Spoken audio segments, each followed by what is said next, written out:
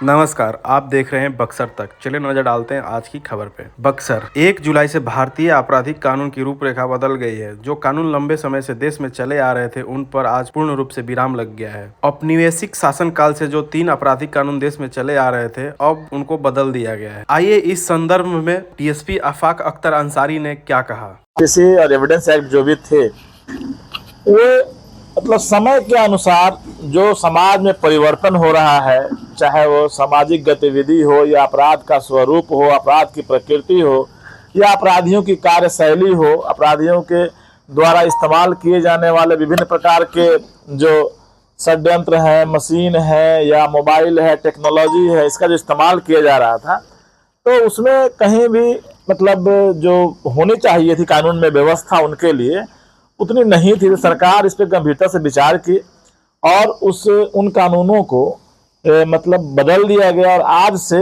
मतलब 1 जुलाई 24 से हमारे तीनों नए कानून लागू हैं।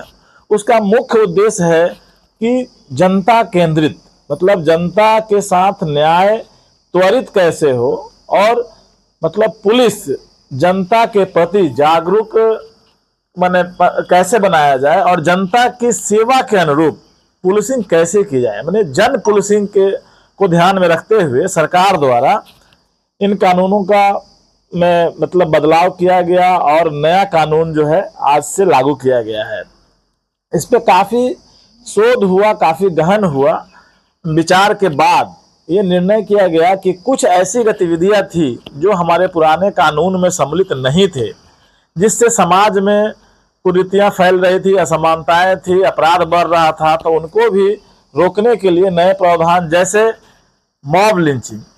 अब कोई मान लीजिए कोई चोर है या अपराधी है तो उसको भी हमारे संविधान में जीने का अधिकार दिया गया है।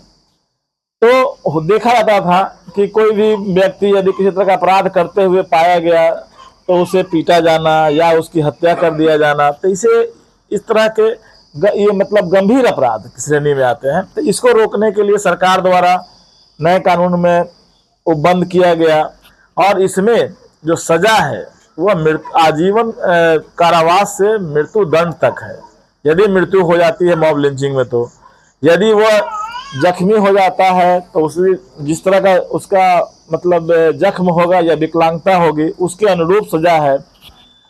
और भी जैसे देशद्रोह, पहले राजद्रोह शब्द था, उसको हटा के देशद्रोह, मतलब देश की अखंडता एकता को तोड़ मतलब अक्षुण्ण रखने के लिए सरकार ने इस धारा को लाया है। यदि कोई भी व्यक्ति चाहे वो किसी भी स्तर पे हो, यदि उसका कोई कृत्य राष्ट्र विरोधी है या राष्ट्र की एकता अखंडता के विरोधी है, चाहे वो आर्थिक में क्रियाकलाप क्यों नहीं हो, सामाजिक क्रियाकलाप क्यों नहीं हो या किसी तरह क्रियाकलाप जो राष्ट्र की एकता और अखंडता को प्रभावित करता है, समाज में समरसता खराब करता है, तो इसे राष्ट्रद्रोह के रूप में परिभाषित किया गया है। उसके लिए भी कठोर दंड है।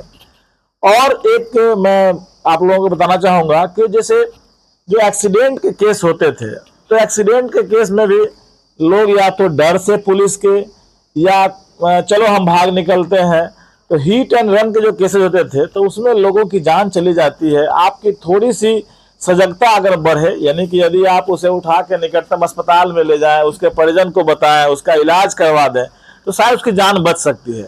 तो सरकार ने इसको भी ध्यान में रखते हुए हिट एंड रन के केस में एक धारा लाई गई है जिसमें है कि यदि कोई व्यक्ति सजग है, जागरूक है, समाज के प्रति अपने दायित्व को समझता है, तो वह उसे निकटतम अस्पताल में पहुंचा के उसका इलाज करवाएगा। तो यदि भूल बस या किसी कारणवश दुर्घटना हो जाती है तो उन कृत्यों को ध्यान में रखते हुए सजा उसकी कम की जाएगी। यदि कोई व्यक्ति किसी को अपनी गाड़ी से हिट एंड रन करके भाग जाता है तो उसमें कठोर दंड है, आजीवन कारावास तक की सजा है, उसमें 10 वर्ष।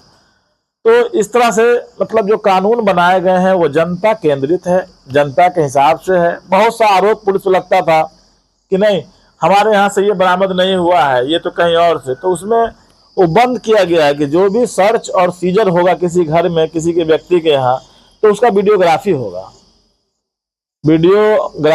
ऑडियो वीडियो रिकॉर्ड रहेगा। यदि कोई व्यक्ति आरोप लगाता है पुलिस पे तो हम उसको दिखा सकते हैं, कोर्ट में प्रोड्यूस करेंगे। कोर्ट से अगर मांग की जाएगी कि हाँ ये शराब कहाँ से बरामद हुई, ये हथियार कहाँ से बरामद हुई, या कोई गतिविधि अवैध था, तो आप उस समय जो सीज किए हैं, सर्च किए हैं, उसका क्या साक्ष्य है, तो उसका ऑडियो वीडियो बनेगा और वो माननीय न्यायालय में प्रोड्यूस किया जाएगा। और उसके अनुसार इस मतलब कानून में पूरी तरह पारदर्शिता लाई गई है और जन केंद्रित कानून है।